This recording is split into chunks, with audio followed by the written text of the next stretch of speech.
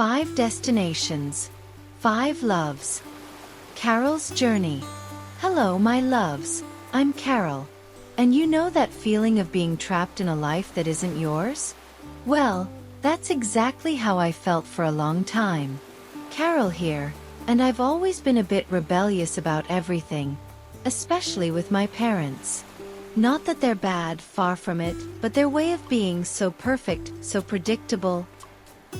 That irritated me in ways you can't imagine. I wanted more, you know? More excitement, more life, more of everything. So one fine day I decided, I'm leaving. Travel the world, see places I'd only seen in movies. Live romances worthy of a soap opera. And that's how my journey began, without looking back. I grabbed my backpack, my savings, and let's be honest, a bit of my parents' money too. And off I went. The first destination? Spain. And let me tell you, I never imagined what was coming. Arriving in Spain was like stepping into another world. Barcelona, with its vibrant streets full of colors, flavors, and of course, gorgeous people. I was already feeling the vibe, ready to live intensely, with no regrets. And that's when I met Miguel. Miguel was everything I imagined a Spaniard to be. Dark-skinned, tall, with a smile that could melt the thickest ice. We met at a beach party, the kind you only see in movies. Lots of music, beautiful people, and the moon reflecting on the sea. I was there, a bit shy, just observing when he appeared. And wow, it was instant chemistry, you know? The kind you feel in the air.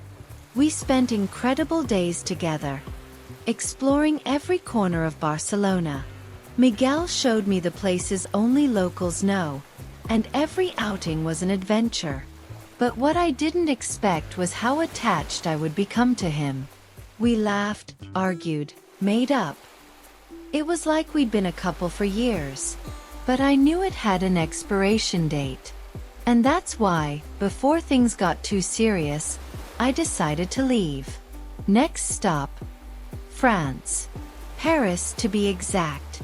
I had always dreamed of visiting the city of love, and after Miguel, I needed some time for myself, you know? But life has a way of surprising you when you least expect it. And that's exactly what happened. I was walking down the Champs-Élysées, trying to absorb every detail of the city when I literally bumped into a Frenchman named Etienne. He was the opposite of Miguel. Blonde, blue-eyed, much more reserved. But damn, he had a charm. That French way, kind of blasé, which in the end hides an intense passion. We started going out, and every date was like a romantic movie. Boat rides on the Seine, candlelit dinners. It felt like I was living in a dream. And to be honest, I even forgot a little about Miguel. Etienne showed me a side of life I had never experienced before. Calmness, appreciation for the little moments. But, as with everything in life, this too had an expiration date. After France, I needed something more intense. And nothing better than Italy for that, right? Rome, with all its history, its passion, was the perfect place. And it was there that I met Luca. Luca was Italian to the core. Dark hair, piercing brown eyes, and a way of speaking that made anything seem like the most important thing in the world. We met in a restaurant. He was the waiter. And when he served me that plate of pasta, looked into my eyes and smiled, I knew I was lost. With Luca, everything was fast and intense. We fell in love, and it didn't take long for him to take me to meet his family.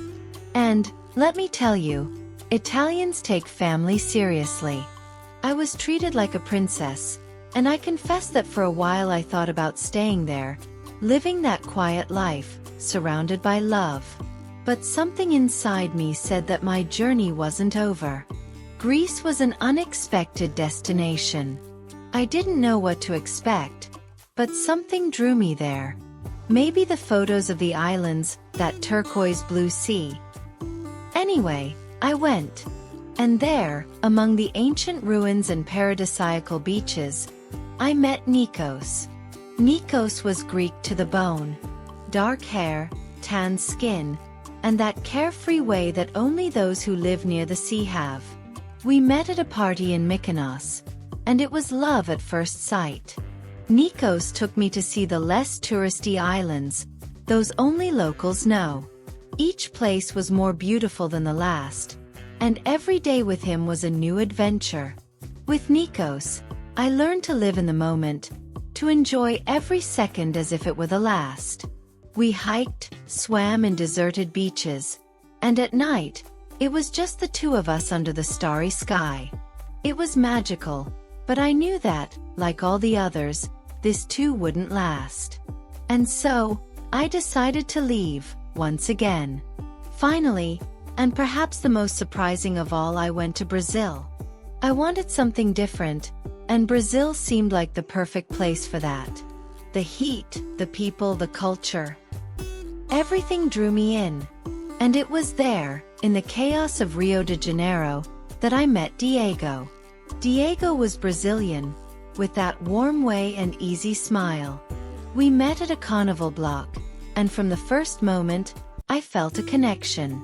He showed me the most vibrant side of Brazil.